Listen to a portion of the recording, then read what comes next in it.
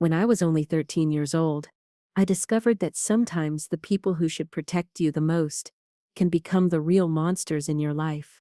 The story I'm going to tell you today is my own, a tale of darkness and pain, but even more so, one of overcoming and finding light again. Hello, my dears. My name is Eleanor Wilson, but everyone calls me Grandma Ellie. I'm 73 years old now, born in the small town of Millfield, on the outskirts of Boston. Today, I'm finally ready to share a story I've carried in my heart for over 60 years, something I've never fully told, even my own children. If you're watching me now, please leave a like on this video and subscribe to the channel. Your support gives me the courage to talk about things that even after so much time still hurt as if they happened yesterday. Before I begin my story, I want to thank all of you, because we hit 20,000 subscribers this week. That's a lot of people listening to an old woman like me. To thank everyone across this great country, we're going to give away $200 at the end of the month. To participate, just subscribe to Grandparents' Tales, hit the notification bell, like this video, and comment where you're watching from. It could be from California, Florida, New York, or even outside the US. I want to get to know all of you wonderful people. My story begins in 1965, when I was just 13 years old. We were a simple family living in a modest 4-bedroom house in Millfield. My father, Richard, worked as a truck driver, making deliveries throughout Massachusetts and sometimes neighboring states. He was often gone for days, sometimes entire weeks. My mother, Patricia, worked as a seamstress, taking in clothes from the wealthy ladies in town to alter, wash and iron. Our house always smelled of fabric softener, with clotheslines full of sheets swaying in the New England breeze. I was the fourth child and only daughter after 3 boys. Nathan was 19, William 17, and Henry 15. In my father's mind, having a daughter after 3 boys was a blessing straight from heaven. He called me his little princess. Always kept candy in his shirt pocket to give me when he returned from trips, and carried me in his arms until I was 11, even though I was already getting too big for that. When he was home, I felt like the most cherished and protected person in the world. But my father was home less and less. The trips were getting longer, the deliveries more distant. Sometimes he'd be on the road for 3 weeks straight. And it was during one of these long absences that everything in my life changed forever.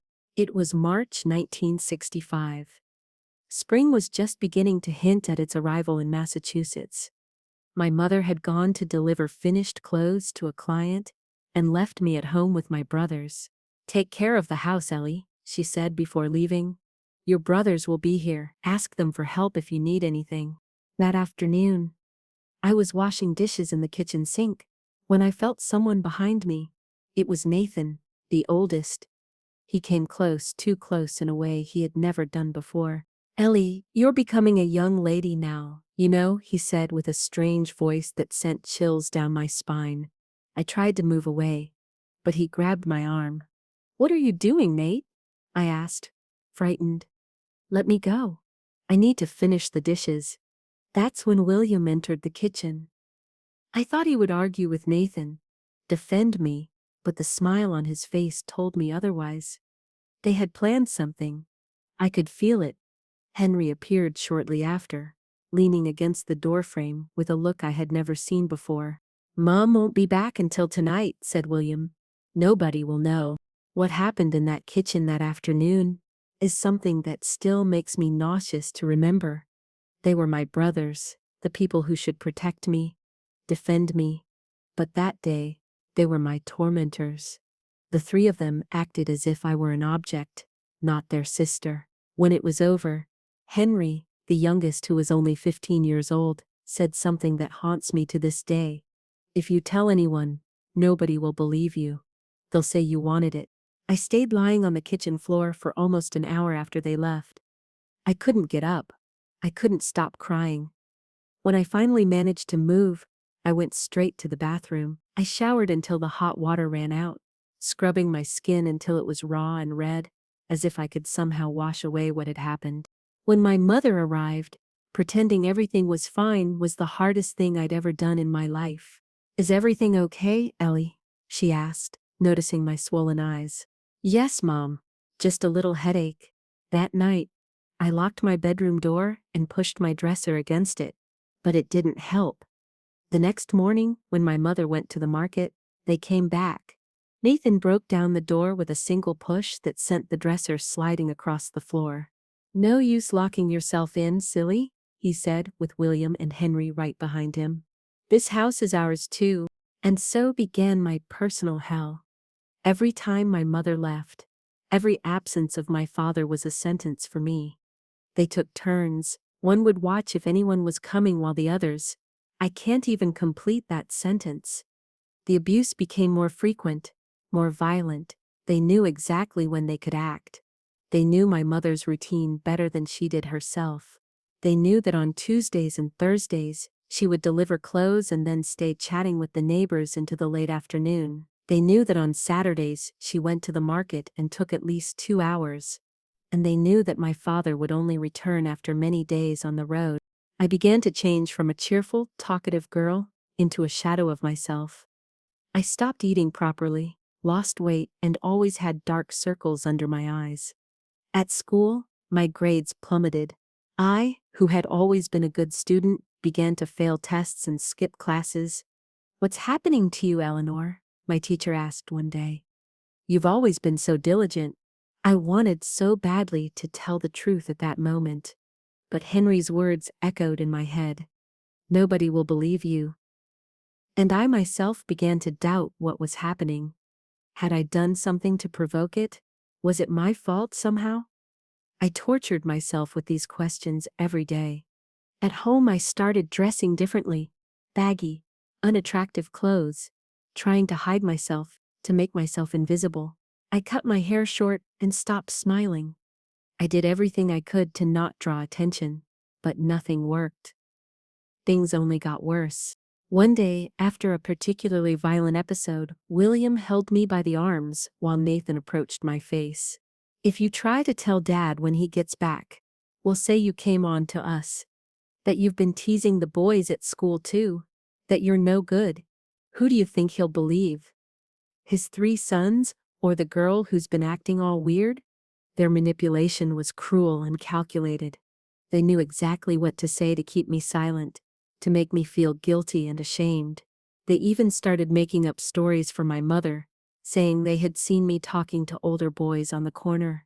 "Ellie's getting flirty, Mom," Nathan would say at the dinner table.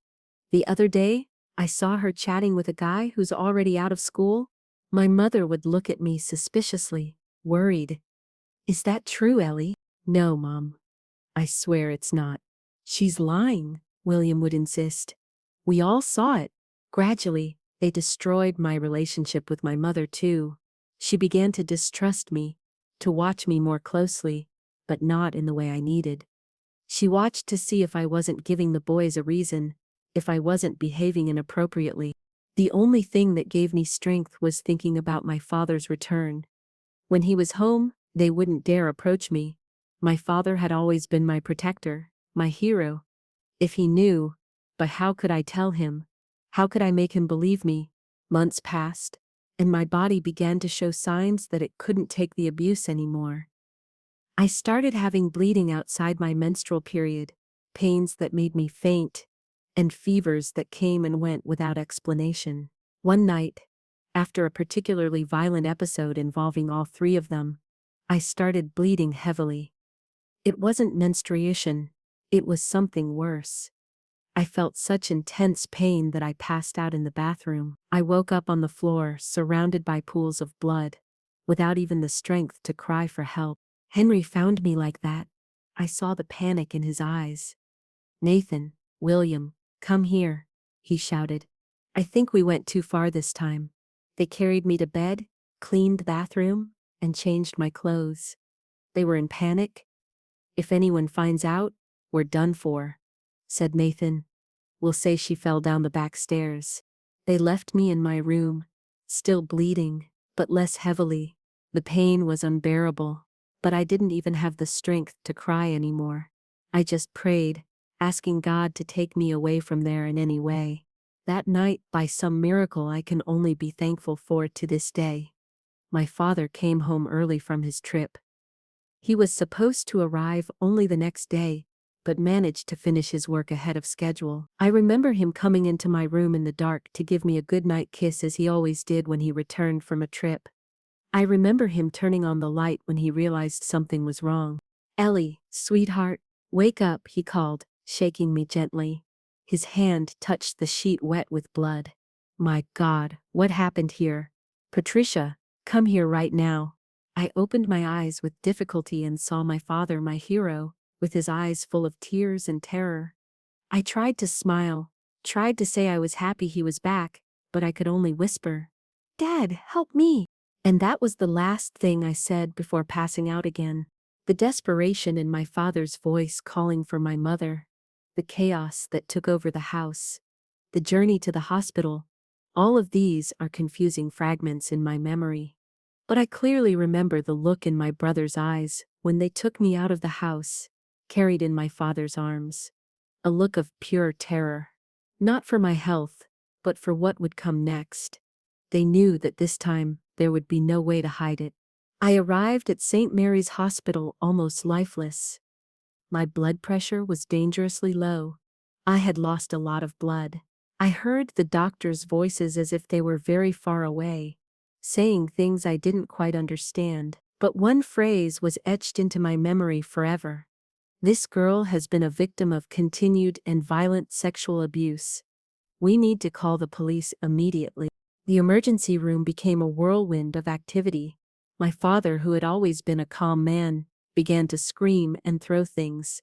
It took 3 nurses to hold him back. I had never seen my father like that. "Who did this to my daughter?" "Gubiu," he shouted with a desperation that broke my heart. My mother cried in a corner, in a state of shock, rocking back and forth like a frightened child. It seemed like she couldn't process what was happening. While the doctors rushed to stabilize me, a social worker entered the room. She was a young woman with kind eyes and a gentle voice. She approached my bed and held my hand. "Eleanor, my name is Sarah. I'm here to help you. Can you tell me who did this to you?" I opened my mouth, but the words didn't come out. I looked at my father, destroyed by pain, leaning against the wall. I looked at my mother, who seemed to have aged 10 years in one night. How could I tell the truth? How could I completely destroy our family? "It was a group of guys on the way back from school," I whispered. The lie came out almost without thinking. "I don't know them. They were from out of town." My first lie. It would be the first of many I would tell in the coming months. Lies to protect those who didn't deserve protection. Lies that would corrode me from the inside like acid. I spent a week in the hospital.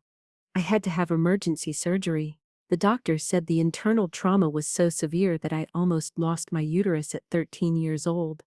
I might never be able to have children, they warned my parents. During that week, I didn't see my brothers even once. My father and mother took turns staying by my side day and night. My father held my hand while I slept, and when I woke up, he was there with deep dark circles under his eyes and an unshaven beard. "I'll find who did this, princess," he promised. "Even if I have to turn this whole town upside down." The police came several times. They asked the same questions, and I gave the same vague answers. I didn't know how to describe the attackers. I didn't know where they were from. I wasn't sure of anything. The officers exchanged suspicious looks. They knew I was hiding something. "Daughter, you need to help us," said a gray-haired detective. "If you don't tell the truth, these men could do the same to other girls." That tormented me, thinking that my own brothers could hurt other girls. But at the same time, how could I destroy my family? How could I make my father lose not only his daughter, but also his 3 sons? The night before I was discharged, I had an unexpected visit. My mother had gone home to shower, and my father went to buy something to eat at the hospital cafeteria. I was alone in the room for almost an hour. The door opened slowly, and Henry entered. My youngest brother, only 2 years older than me, was unrecognizable.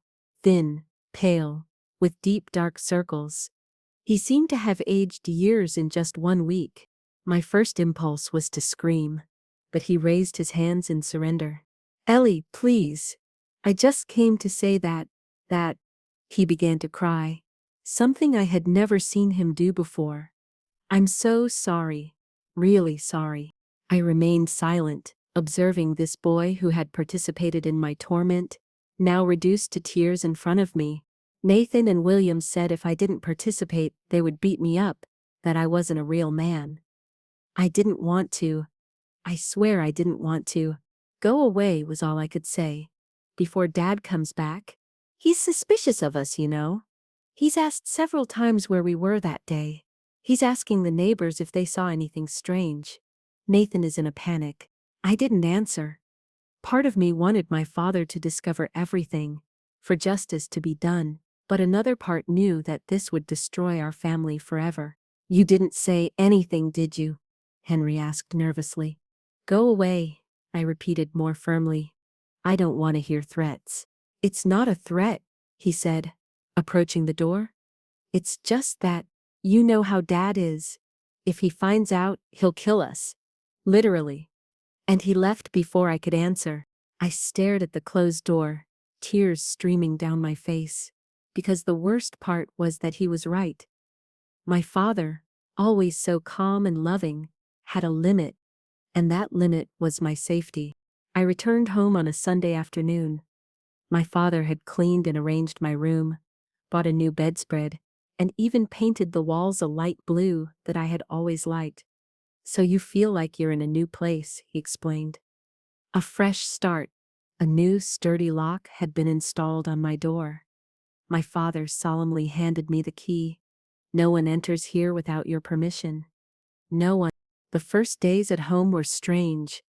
My brothers hardly appeared when I was in the common areas of the house. They left early and returned late, avoiding meeting me or my father. My mother tried to act normally, as if everything would go back to what it was before. She prepared my favorite foods, combed my hair like when I was little, tried to make me smile. But there was something broken between us. Something I didn't know if it would ever be fixed. "Ellie, you need to eat," she insisted, seeing that I barely touched the food. "You need to regain your strength." But how could I explain that each bite was an immense effort?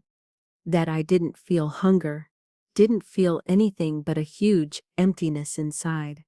My father extended his leave from work. He said he wouldn't go back on the road until I was completely recovered and until the bandits were caught. He spent days at the police station talking with investigators, offering rewards, making posters with the vague description I gave of the imaginary attackers. At night, he would sit on the edge of my bed and hold my hand until I fell asleep. "Nothing bad will happen to you again, princess," he promised. Never again. But the harm was already done, and it lived under the same roof. The nightmares started almost immediately. I would wake up screaming in the middle of the night, cold, sweating, reliving every moment of horror. My father would come running, hug me, try to calm me down.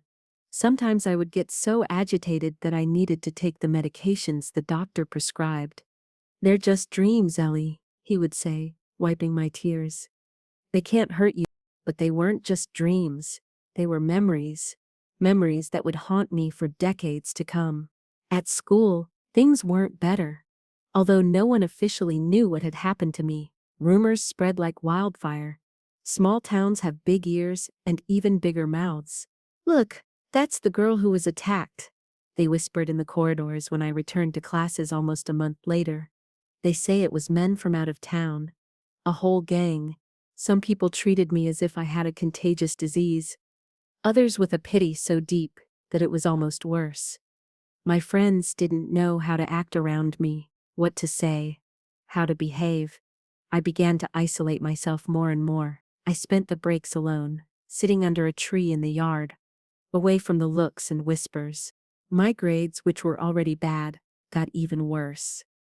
The teachers tried to be understanding, but I could see the frustration in their eyes. Eleanor was such a promising student. I heard the principal comment to my teacher as I passed by her office. It's a shame all this happened. Will she ever recover? At home, the tension was palpable. My father continued his crusade to find the culprits, increasingly frustrated with the lack of progress. My mother tried to keep the peace, always walking on eggshells, as if fearing that any noise could further break our already shattered family. My brothers developed different strategies. Nathan, the oldest and their leader, acted as if nothing had happened. Sometimes he even tried to be kind to me, offered help with homework, asked if I wanted to watch television. "I'm worried about you, sis," he would say with a falseness that made me nauseous. "We have to stick together in this difficult time." William, the middle one, opted for total distance. He spent more time out of the house, got a job at a gas station, came home just to sleep. When we were forced to be in the same environment, like at dinner, he didn't raise his eyes from his plate, didn't say a word to me. Henry, the youngest, seemed to be as destroyed as I was. He was visibly losing weight, had nightmares like mine, jumped when someone touched him unexpectedly. Several times I caught him observing me from afar, with eyes full of remorse and fear. One night, about 3 months after the hospital, I heard a violent argument in my parents' bedroom. My father rarely raised his voice, so I was immediately alert. "There's something wrong with this whole story, Patricia," he shouted. "Can't you see?" "What are you insinuating, Richard?"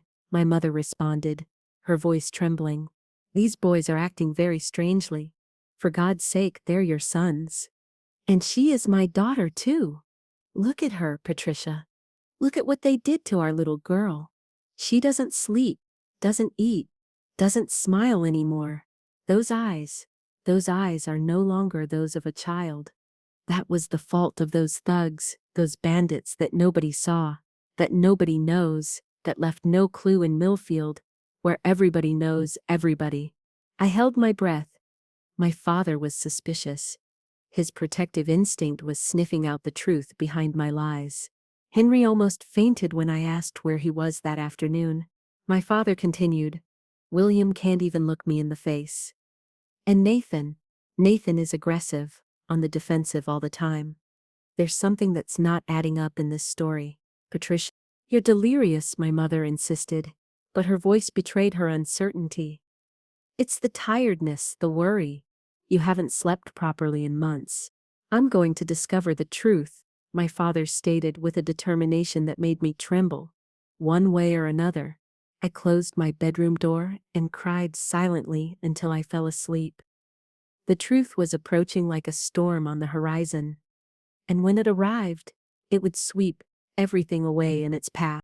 What would happen next would change our family forever, shatter what little stability we had left, and set me on a path I never expected. The truth always finds a way to surface, no matter how deeply it's buried.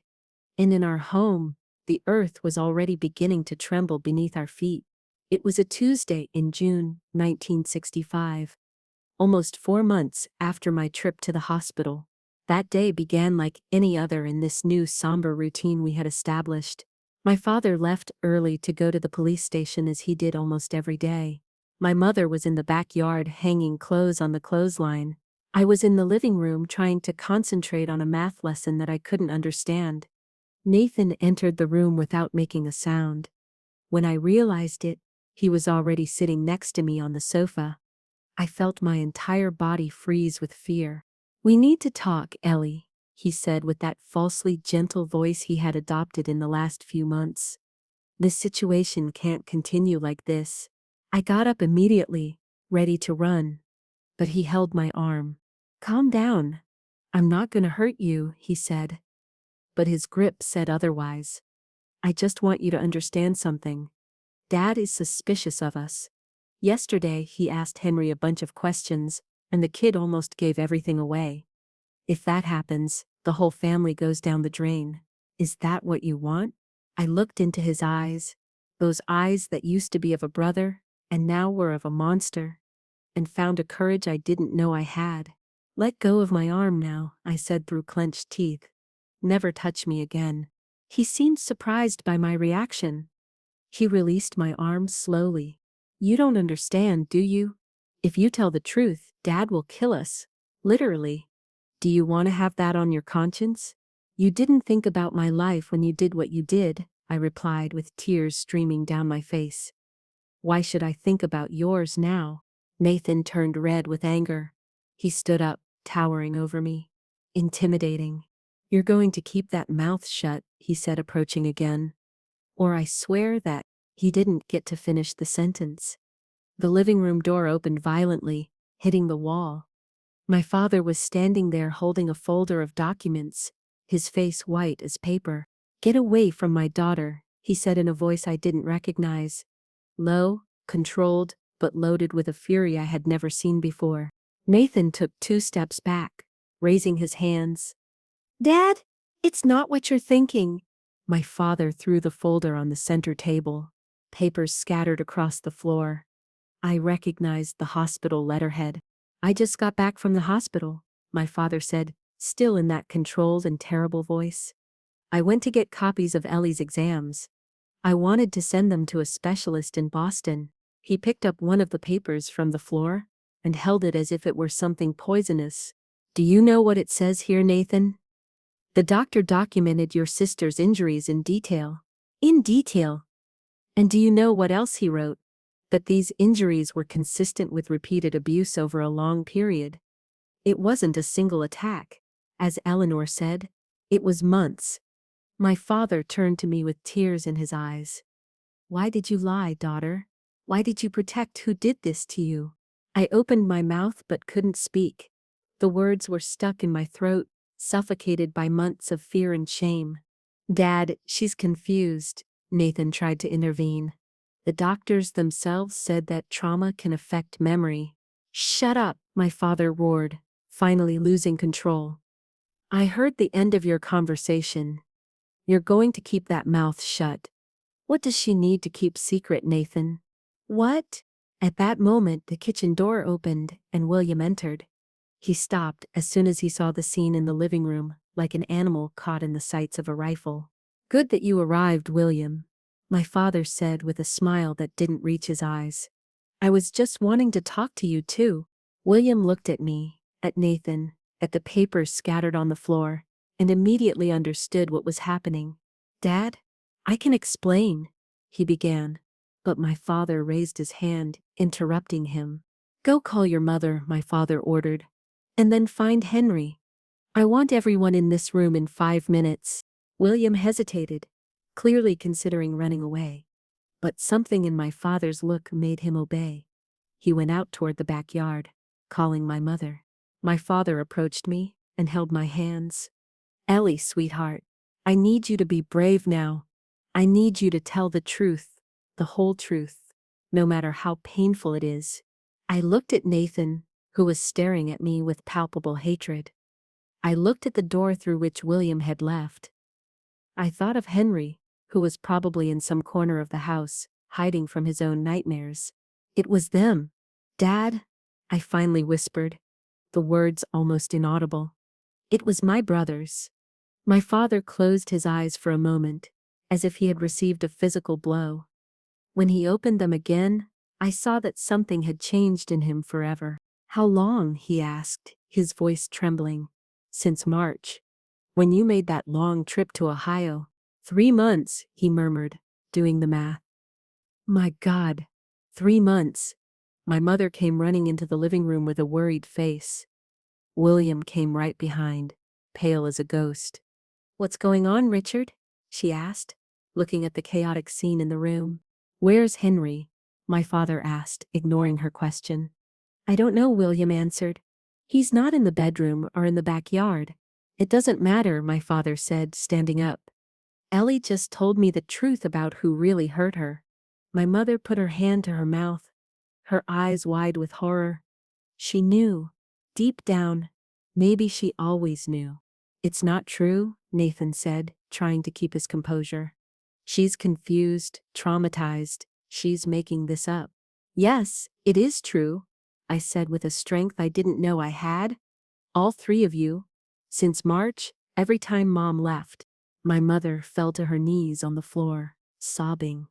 William leaned against the wall, as if his legs could no longer support him. Nathan remained standing, defiant, but his face had lost all color. What happened next was like an explosion in slow motion. My father, always so calm and contained, transformed into a force of nature. He advanced on Nathan, with a roar that seemed to come from the depths of the earth.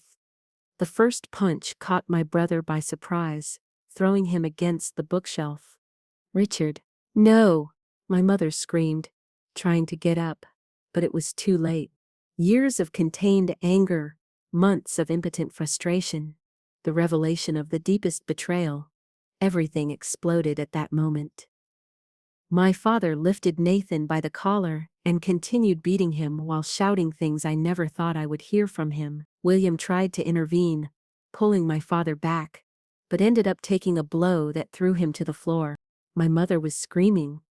I was screaming. The living room had turned into a battlefield. When the neighbors arrived, attracted by the commotion, they found my father being held by 3 men, Nathan bleeding on the floor, William leaning against the wall with a broken nose, and my mother trying to protect me in a corner of the room. "He's gone crazy," someone said. "Call the police." Minutes later, police cars filled our street. Officers entered the house, separating everyone. One of them, who knew my father from the time he spent at the police station, tried to calm him down. "Richard, for God's sake, what happened here?" My own sons, my father couldn't complete the sentence, choked by anger and pain. It was I who spoke. With surprising clarity, I told everything to the police. Every detail, every abuse, every threat. It was as if a dam had broken inside me, and the truth flowed uncontrollably. The police listened in silence, their faces hardening with each word. When I finished, one of them turned to Nathan and William. "You're under arrest." "And Henry?" a younger officer asked. Was he also involved? "Also," I confirmed with tears in my eyes. But he was forced by the others. They threatened to beat him if he didn't participate. At that moment, as if he had been summoned, Henry appeared at the door of the living room. He had heard everything, hiding in some corner.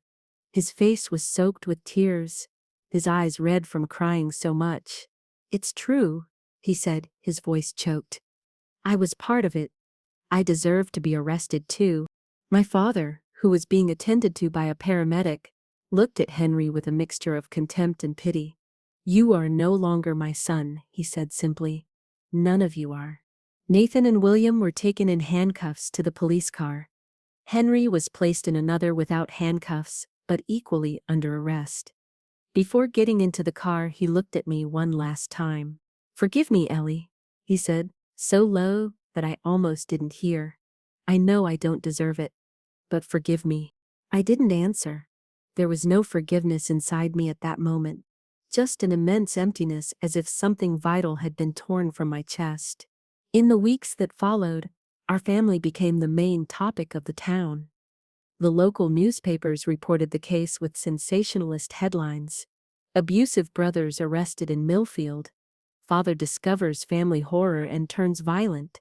"Family destroyed by terrible secret." But behind those headlines were real people. My broken parents and me, just a teenager trying to make sense of everything that had happened. The trial was quick by the standards of the time. There was medical evidence, my testimony, Henry's confession. Nathan and William were sentenced to 12 years in prison each. Henry, being a minor and having confessed spontaneously, got a lighter sentence. 6 years in a juvenile reformatory. My father was never the same again.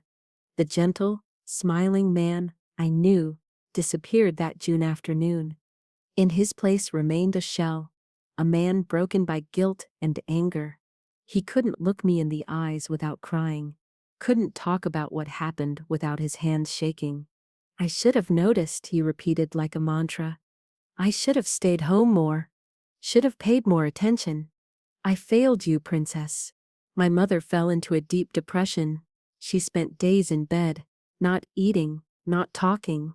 When she finally began to get up again, it was as if she had aged 20 years. Her hair turned completely white in a matter of months. How didn't I notice? She tortured herself. How does a mother not notice something like this? Our house, once full of voices and movement, became a mausoleum. My brother's bedrooms were locked, their things stored in boxes in the attic. We never mentioned their names out loud again, as if they were a curse. At school, the situation became unbearable. Everyone knew what had happened. Some looked at me with pity, others with morbid curiosity, as if I were a circus attraction. The whispers followed me through the corridors. It's her, the girl who was abused by her own brothers. They say the father almost killed the sons when he found out. The whole family went crazy from what I heard. I couldn't take it. After 2 weeks trying to face those looks and whispers, I begged my parents to change my school. But my father had a different idea. Let's leave this place, he said one night during a silent dinner. There's nothing for us in this town, just bad memories. In August 1965, we left Millfield behind. My father requested a transfer at the transport company, and we moved to Portland, Maine, almost 150 miles away. A city where nobody knew us, where we wouldn't be the family from that terrible case. We left behind the house, the furniture, the photographs, almost everything that could remind us of the past. We started from scratch in a small apartment downtown near the harbor. But as I painfully discovered, no matter how far you run, some things you carry inside you, like invisible chains that never completely break. As our car drove away from Millfield that summer day, I couldn't have imagined what lay ahead. A journey not just across state lines, but through the depths of trauma and toward an unexpected healing. The road would be long and painful, with many detours and setbacks. But somewhere in the distance, a different life was waiting for me. The first months in Portland were like living in a protective bubble. I, who had always lived in a small town like Millfield, now found myself surrounded by the bustle of a port city, ships coming and going, sailors from distant lands, the constant smell of the ocean mixing with the scent of fresh fish and industrial smoke. It was as if we had landed in another world entirely. We began our new life in August 1965. I had just turned 14. My father got a steady job in the transportation company office without having to travel. For the first time since I could remember, he would be present every day. My mother found a small job at a bakery near our home, making pastries. It was less than she was used to as a seamstress, but it kept it busy, away from dark thoughts. They enrolled me in a new school, Casco Bay High School. There, nobody knew my past, nobody knew my story. To everyone, I was just the new girl. A little quiet, a little sad, but just another teenager adapting to a new environment. We have the chance to start over, princess, my father would say as we walked the cobblestone streets of the old port on weekends. Here, nobody knows us. Nobody knows what we went through. But I knew. My body knew. My mind knew. The scars were still there. Some visible, most invisible to others' eyes. The nightmares didn't stop with the change of city. Almost every night, I would wake up screaming, cold, sweating, feeling hands that didn't exist touching me. My father would always run to my room, hug me until I stopped shaking, sometimes staying all night sitting in a chair beside my bed. It will pass, Ellie, he promised, stroking my hair. With time, it will pass. But it didn't pass. In fact, the nightmares became more elaborate, more realistic. Sometimes I dreamed that my brothers had escaped from prison and found me in Portland. I would wake up so terrified that I couldn't breathe, as if invisible hands were squeezing my throat. My parents took me to a doctor who prescribed sleeping pills. But the pills didn't prevent the nightmares. They just left me trapped in them, unable to wake up. After a few even worse nights, I stopped taking them. At the new school, I tried to adapt. The teachers were kind, if a bit distant. The other students tried to approach me, curious about the girl transferred in the middle of the school year. But I built walls around myself. Invisible, but impenetrable. You never talk about your old town, a classmate named Jennifer commented one day during lunch. Do you miss it? No, I answered dryly. I don't miss anything from there. What about your friends? Your family? I don't want to talk about it. Soon they gave up trying to get information out of me. I became known as the weird one, the unfriendly one, the one with no friends, and I preferred it that way. Friendship meant trust, and I didn't know how to trust anymore. At home, my parents tried to rebuild some normality. My mother decorated the small apartment with flowers, colorful curtains, small objects she bought at the market. My father brought books, chocolates, anything he thought might make me smile. But there was a ghost between us, or rather 3 ghosts. We never talked about my brothers, never mentioned their names. It was as if they had died, as if they had never existed. But their absence was a constant presence, a black hole that sucked all joy. At night, I would hear my mother cry softly in her bedroom. My father would try to console her, but how do you console a mother who lost 3 sons to prison and discovered they were monsters? How do you deal with the guilt of not noticing, not protecting your youngest daughter? I should have seen it, Richard, she would say between sobs. How does a mother not notice something like this? It's not your fault, Patricia, my father would respond with a tired voice that didn't convince even himself. They deceived us all. 6 months after we moved to Portland, an envelope arrived in the mail.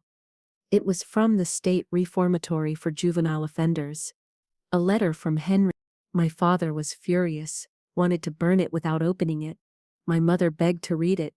I just stood there paralyzed, looking at that piece of paper that had the power to reopen all the wounds. It's addressed to Eleanor, my mother said, showing my name on the envelope. She has the right to decide. My father looked at me, his eyes full of pain and anger.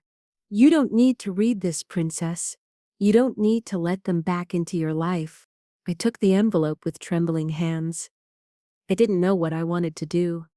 Part of me wanted to tear it into 1,000 pieces. Another part wanted to know what he had to say. I'll think about it, I answered, putting the letter in my pocket. I don't know yet. I carried that letter with me for weeks in my room at school, on walks around the city. Sometimes I forgot it was there. Other times it was all I could think about. What could Henry say that would change anything? What words could heal what he and the others had broken? On a Sunday afternoon, alone in my room while my parents had gone to church, I finally had the courage. I opened the envelope carefully, as if it might contain something dangerous. The handwriting was small and cramped, covering 4 entire pages. I began to read, my heart racing. Dear Eleanor, I don't even know where to start. Maybe by saying that I don't expect your forgiveness. I know I don't deserve it. What we did to you was unforgivable. I wake up every day in this place with the same question. How could I do something so horrible to my own sister? I won't make excuses. I won't say it was just Nathan and William's fault, that they forced me. Yes, they pressured me. They threatened me. But I had a choice. I could have said no. I could have told Mom, Dad, someone. I could have protected you as a brother should. Instead, I became your tormentor. Part of your nightmare. I'm doing therapy here. The psychologist says I need to understand why I did what I did to never repeat it. He says I have a chance to rebuild my life when I get out of here. But first, I need to fully recognize the harm I caused. And I do recognize it, Ellie. Every day, every moment you suffered because of us. I carry this with me like a weight that never goes away. I'm not asking you to answer me. I'm not asking to return to your life. I just wanted you to know that I'm deeply sorry, and that if I could go back in time, I would have been the brother you deserved. If someday, many years from now, you feel you can give me the chance to ask for forgiveness in person, I'll be waiting, but I understand if that day never comes. I hope you're managing to rebuild your life away from here. I hope that one day you find peace. With sincere remorse, Henry. When I finished reading, I realized I was crying. They weren't tears of sadness or anger, but something different, something I couldn't name. A confused mixture of emotions that left me exhausted. I put the letter in a drawer and never answered, but I didn't destroy it either. Somehow, those words written on paper were an acknowledgement of what had happened, a confirmation that it hadn't been a nightmare, that I wasn't crazy. The months passed, turning into years. I adapted to life in Portland, to the faster pace, to the traditions of that port city. At school, I remained isolated, but gradually some classmates broke through my barriers. They didn't become close friends, but they were acceptable company. One of them, Abigail, the daughter of a fisherman, was the first person I trusted with a bit of my story. I didn't tell her everything, obviously, just that I had gone through something very difficult in my hometown. And that's why we moved. It must have been horrible, she said without pressing for details. It was, I answered, surprised by my own sincerity. But I'm trying to move forward. If you need to talk, I'm here, she offered with a simplicity that touched me. It was the first time someone offered help without seeming to be dying of curiosity, without asking 1,000 questions, without looking at me like a freak. Just offering presence, company, an ear if I needed it. At home, things slowly improved. The nightmares didn't completely disappear, but they became less frequent. My mother stopped crying every night, began to smile occasionally, especially when she brought home funny stories about the customers who frequented the bakery. My father remained overprotective, wanting to know where I was every minute, calling the school if I was 10 minutes late getting home. But even that diminished over time as he saw that I was somehow surviving. In 1967, 2 years after our move, something unexpected happened. A letter arrived, this time from the state penitentiary. It was from Nathan. Unlike Henry's letter, this one was short, almost abrupt. Eleanor, I know you'll probably tear this up without reading it. I know you hate me, and you're right. What we did has no excuse. I'm writing because I heard that Henry sent you a letter. He's trying to play the remorseful one, the good guy. But don't believe him. He participated in everything of his own free will. I'm not asking for forgiveness. I just wanted you to know that I'm paying for what I did. Here in prison, when they find out why you're in, your life becomes hell. Not even the worst criminals respect someone who does what we did. Maybe that gives you some comfort knowing we're suffering. Nathan, this letter, unlike the first, I tore into pieces and threw in the trash. I didn't tell my parents I had received it. I didn't want to reopen that wound. I didn't want to see the look of pain in their eyes. Nathan's words haunted me for days, not out of remorse or pity for him, but because they confirmed something I had always suspected. Henry wasn't just a victim of circumstances. He had chosen to participate, as Nathan said. A few weeks later, a third letter arrived from William. I didn't even open it. I threw it directly into the fireplace, watching the paper be consumed by the flames, wishing my memories could be destroyed with the same ease. The years in Portland passed, marked by small victories and inevitable setbacks. Little by little, I was rebuilding myself, piecing together the fragments of the person I might have been if none of this had happened. There were good days when I almost forgot, and terrible days when the memories were so vivid I could barely breathe. But through it all, I kept moving forward, one day at a time, learning to live with scars that would never completely heal. In 1971, when I turned 20, a difficult decision presented itself. Henry had served his sentence and would be released. He didn't know where we were, but he could find out if he wanted to. The possibility of a reunion, even an accidental one, terrified me. Do we need to move again? I asked my parents during dinner. What if he comes looking for us? My father, who didn't know about the letters, was surprised by my sudden concern. He doesn't know where we are, Princess. And even if he found out, I would never let him get near you. But you won't be with me all the time, I argued. What if I run into him on the street? What if he shows up at school? My mother, who was quieter than usual, finally spoke. Maybe it's time to face these fears, Ellie. We can't run forever. I was shocked. My mother, who had plunged into depression after discovering what happened, now talked about facing it, about not running. What do you mean, Mom? I mean that life goes on. Henry served his sentence. You're growing up. You'll be finishing college soon. We can't live in fear forever. My father looked at her as if she had gone crazy. Are you defending that monster? No, she answered firmly. I would never defend what they did. But Henry was the youngest. He was influenced by the others. Maybe, maybe what? My father interrupted, his voice rising. Maybe we should invite him to dinner? Pretend nothing happened? Richard, that's not what I'm saying. And you know it. I just think that living with so much hatred, so much fear, isn't getting us anywhere. Look at us. We pretend we're a normal family, but we're not. We're stuck in that day, in that living room, forever. That was the first time I saw my parents argue seriously since the discovery of the abuse. It was as if a floodgate had broken, releasing years of repressed feelings. Would you lose your son? My mother continued, crying now. Would you never see Henry again? Not even to hear what he has to say? He's no longer my son, my father answered, but his voice had lost its conviction. None of them are. I observed that discussion in silence, feeling something strange grow inside me. It wasn't forgiveness, it would never be forgiveness. But maybe it was acceptance. The acceptance that what happened was part of my story, and that running wouldn't change that. I don't want to see Henry, I finally said, interrupting their argument. I'm not ready for that, and maybe I never will be.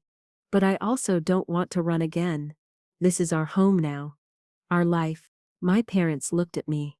Surprised by my firmness, I realized that for the first time since the abuse, I was making a decision about my own life, not just accepting what they decided for me. I'm afraid, I admitted, but I don't want that fear to control every step I take for the rest of my life. My father stood up and hugged me strongly, like when I was little. You're the bravest person I know, Princess, he said, his voice breaking. Much braver than me.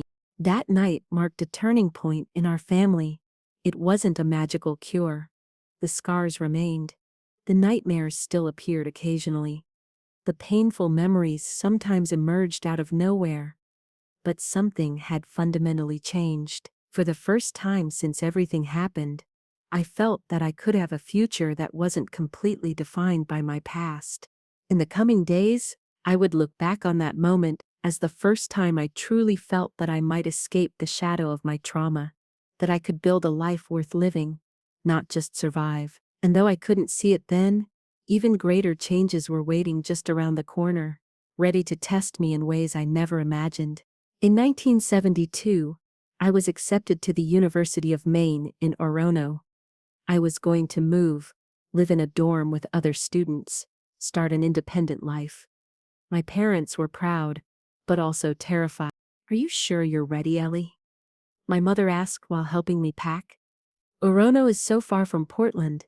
I'm ready, Mom, I answered, surprising myself with the certainty in my voice.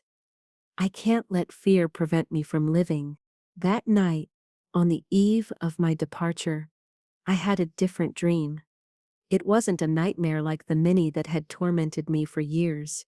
It was a dream of liberation. I dreamed that I was in an open field under an infinite blue sky, and that I could run without stopping, with nothing holding me back, with no one chasing me. I woke up with tears in my eyes. But for the first time in a long time, they were tears of hope. The University of Maine in 1972 was a completely different world from Portland. Sprawling campus buildings replaced the urban landscape, wide green spaces instead of narrow streets, crowds of students from all over the state and beyond instead of familiar faces. In the first days at the student dormitory, I felt fear, that old fear that accompanied me, like a shadow. But there was something different now, a new determination, a strength I didn't know existed inside me. The dorm was in the central part of campus, a busy place full of young people.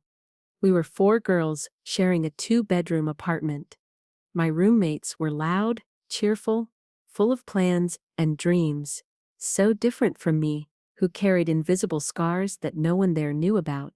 "Ellie, you're always so quiet," said Megan, my roommate, a girl from Bangor who studied literature. "You need to go out more, enjoy life." Gradually, I opened up, not about my past, which remained a secret kept under 7 keys, but about my tastes, my opinions, my dreams for the future. I discovered that I liked music, especially Carole King and James Taylor, who were very popular at that time, that I had a talent for teaching, that I loved working with young children. "You're going to be an amazing teacher," Megan told me one day after seeing me help the neighbor's child with homework. "You have patience. You have kindness. That's what children need." The College of Education opened my horizons in ways I never imagined. I learned about child development, psychology, teaching methods. Each class was like a window opening to a new world, a world where I could make a difference in the lives of other children. Traumatic childhood experiences can profoundly mark emotional development, my educational psychology professor explained one day. But with adequate support, human resilience is surprising. Those words touched something deep inside me. Resilience. The capacity to recover, to adapt, to grow despite adversities. That's what I was building day after day without even realizing it. My parents called me every week, worried, missing me.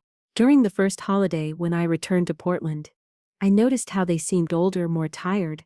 My father, who had always been a strong man, now had hunched shoulders as if carrying an invisible weight. My mother, despite smiling more, sometimes had a distant look, lost in thoughts I could only imagine.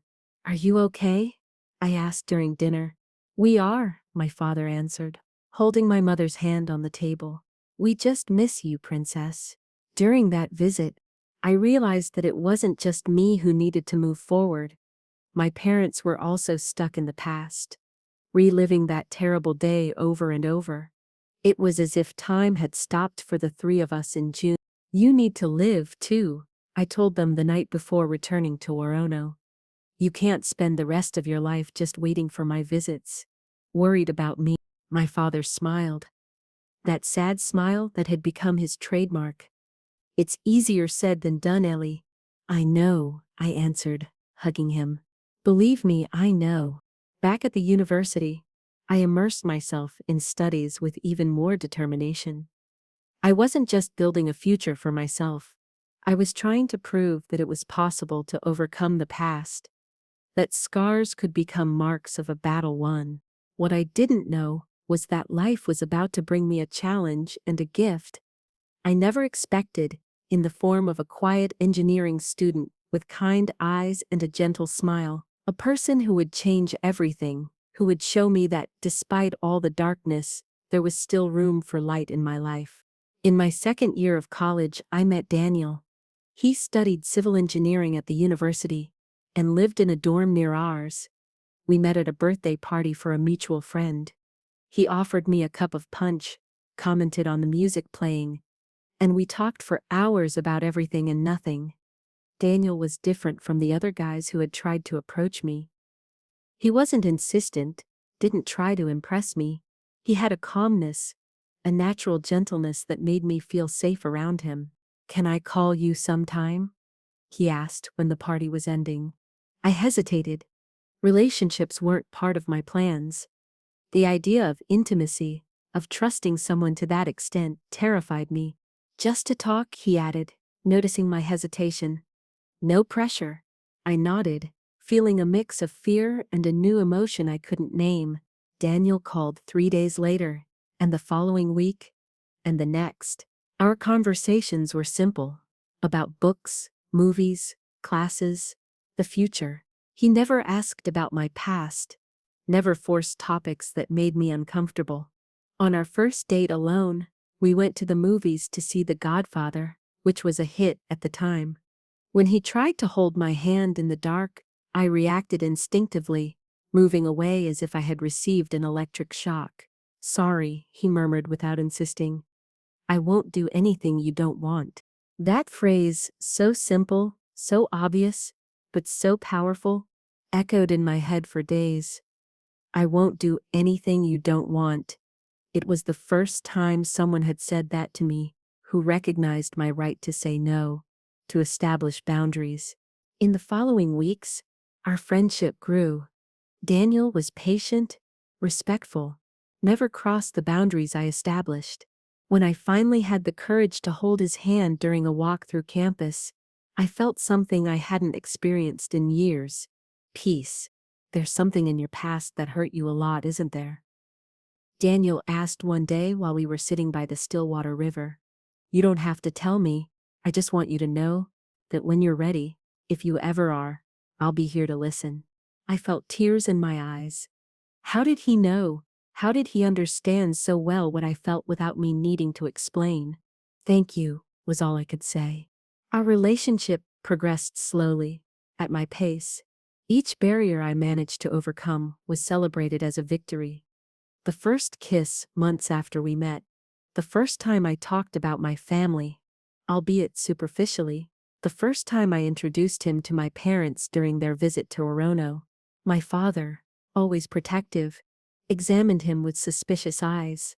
My mother, more intuitive, immediately noticed that Daniel was special. He has good eyes, she told me later when we were alone.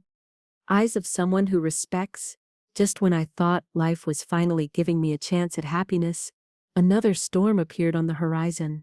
A challenge that would test not only my healing, but also the strength of the bond I was building with Daniel. It would be a moment of truth, revealing whether the progress I had made was real or just an illusion.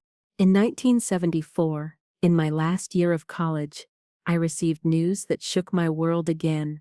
Nathan and William had been released for good behavior after serving just over half of their sentences. The letter informing me about this came from my former lawyer in Millfield, who thought I should know. They don't know where you are, he assured me in the letter, and they've been forbidden from trying to make contact. Even so, the fear came back, with full force. What if they looked for me? What if they wanted revenge for having been imprisoned? For days, I couldn't sleep, started having nightmares again, began to see dangers in every shadow. Daniel noticed something was wrong, but didn't pressure me. He just was there, offering silent support, respecting my space. It was at this moment that I made a decision that would change my life forever. I was tired of running, tired of allowing fear to control my existence. If I really wanted to move forward, I needed to face my demons once and for all. I need to tell you something, I said to Daniel one night, sitting in the small apartment he had rented after graduating. About my past, about why I am the way I am. He held my hand, his eyes full of understanding. Only if you want to, Ellie. It doesn't have to be today. It doesn't have to be ever if it's too painful. But I needed to. For the first time, I told the whole story. From the first day in the kitchen of my house in Millfield, to my father's discovery, my brother's imprisonment, our escape to Portland, I spoke without stopping, the words coming out like a torrent dammed up for years. Daniel listened in silence, holding my hands, silent tears streaming down his face. When I finished, emotionally and physically exhausted, he hugged me with such gentleness that I started crying again. You're the strongest person I've ever met, he said simply, and I love you. Nothing you told me changes that. Nothing. That night marked the true beginning of my healing. Sharing my story, my darkest secret, and being accepted, loved despite it, or perhaps even more because of it, was liberating in a way I never imagined possible. In the following weeks, with Daniel's support, I made another difficult decision, to confront my brothers. Not in person, I wasn't ready for that yet, but through letters, 3 letters, one for each of them. To Henry, I wrote about how his participation in the abuse, even being the youngest, even claiming to have been coerced, deeply hurt me. I told him how I spent years trying to understand how my own brother, whom I had loved and trusted, could be part of something so horrible. I don't hate you anymore, I wrote at the end. But I can't completely forgive you either. What I can do is wish you find peace, rebuild your life, never cause pain to anyone again. To William, my middle brother, always distant, always cold. I wrote about the anger I felt for years. I hope the time in prison made you reflect, I wrote. I hope you understand the gravity of what you did. I don't want to see you again. I don't want to have contact, but I want you to know that I won't live in fear of you anymore. The letter to Nathan, the leader, the instigator, was the hardest. For days I stared at the blank paper, unable to find words that expressed the depth of my pain, my anger, my contempt. You stole my childhood, I ended up writing. You stole my innocence, my trust, my ability to feel safe. For years you controlled my life through fear, but that ends now. I'm not afraid of you anymore. You have no more power over me. I sent all 3 letters on the same day without expecting a response, without wanting a response. It was a symbolic act, a declaration of independence. From that moment on, I would no longer be defined as a victim of my brothers. I would be defined by my own choices, my own path. In the days that followed, I felt a strange lightness, as if a burden I had carried for years had been lifted from my shoulders. The nightmares didn't disappear completely, but they became less frequent, less intense. It was as if by confronting my past through those letters, I had somehow taken back a piece of myself that had been stolen. Daniel noticed the change. You seem different, he said one evening as we walked along the river. More at peace. I feel different, I admitted, like I can breathe more freely. He smiled and squeezed my hand. I'm proud of you, Ellie. So proud. In December 1974, I graduated in education. My parents were in the audience, proud smiles on their aged faces. Daniel was by my side, clapping louder than everyone when I received my diploma. 2 weeks later, he proposed to me. I don't have much to offer besides my love, he said, showing me a simple ring. But I promise to take care of you, respect your boundaries, build a life where you feel safe and loved. I hesitated, not for lack of love. I loved Daniel more than I imagined it was possible to love someone, but out of fear, fear of not being able to be a complete wife, fear that my scars were too deep. What if I never can? I murmured, embarrassed. What if the trauma is too strong? Daniel smiled, that gentle smile that had won me over from the beginning. Ellie, marriage isn't just about that, it's companionship. It's friendship. It's building something together. The rest comes when it comes, if it comes. And if it doesn't come, we'll still have all that. We got married in March 1975 in a simple ceremony in Portland. It was a cool spring day, with a light breeze carrying the scent of the ocean. My father walked me down the aisle, tears in his eyes. You deserve all the happiness in the world, princess, he whispered. Every day I thank God that you survived, that you became this incredible woman. Our married life began in a small house in South Portland. Daniel worked at an engineering firm. I got a job as a teacher at an elementary school. We were young, in love, full of dreams. Physical intimacy was a challenge, as we expected. There were nights of tears, of painful memories resurfacing, of panic. But Daniel never pressured me, never showed frustration. He waited patiently, loving me the way I could expect. In 1976, I discovered I was pregnant. It was a mix of joy and terror. The doctors had said I might never be able to have children due to the damage caused by the abuse. And part of me feared not knowing how to be a mother, how to protect a child when my own childhood had been so violated. We'll manage, Daniel assured me, holding my hand as we looked at the first ultrasound together. Grace was born in January 1977, a healthy girl with her father's eyes, and they said, my smile. Holding her in my arms for the first time was like a miracle. So small, so perfect, so trusting of the world, with no idea of the evil that could exist. I'll protect you, I promised, kissing her soft forehead. Always. Being a mother healed me in ways I never imagined possible. Seeing Grace grow, completely trusting me, showed me that I could be strong, that I could protect, that I could love without reservations. When Thomas was born in 1980, and then Emily in 1983, our family was complete. My parents aged, seeing the grandchildren grow, finding in the little ones a joy I thought they would never see again. My father especially seemed to revive through them, playing, telling stories, being the loving grandfather he was always destined to be. In 1985, I received an unexpected letter. It was from Henry.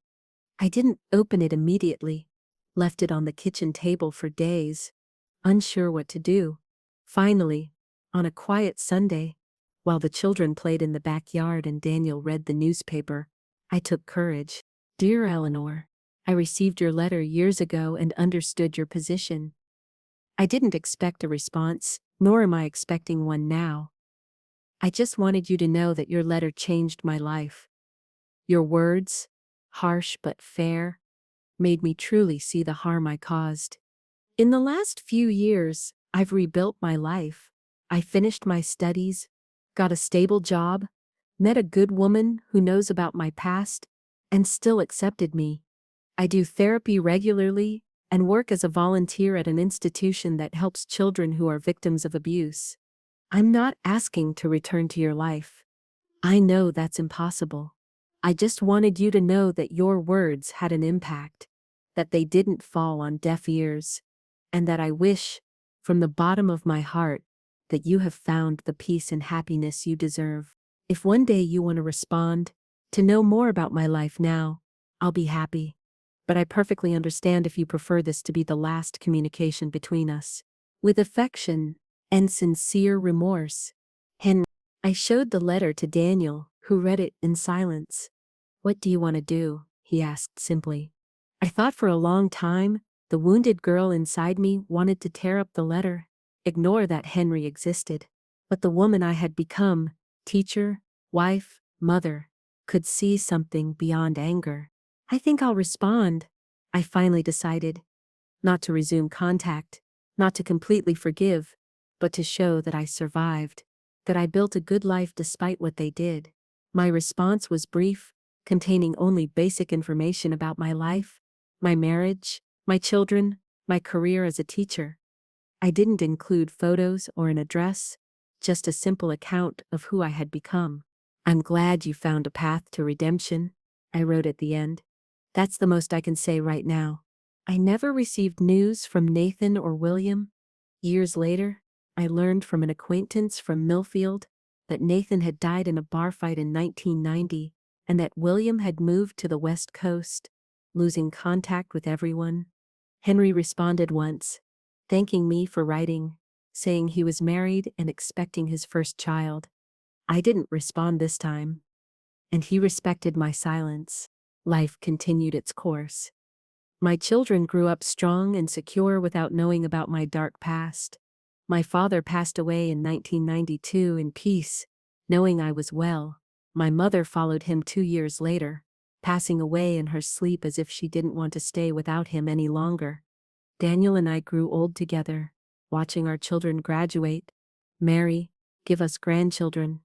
The love between us, which began so hesitantly, grew and transformed into something deep and unshakable. He never stopped being that patient man who respected my boundaries, who made me feel safe.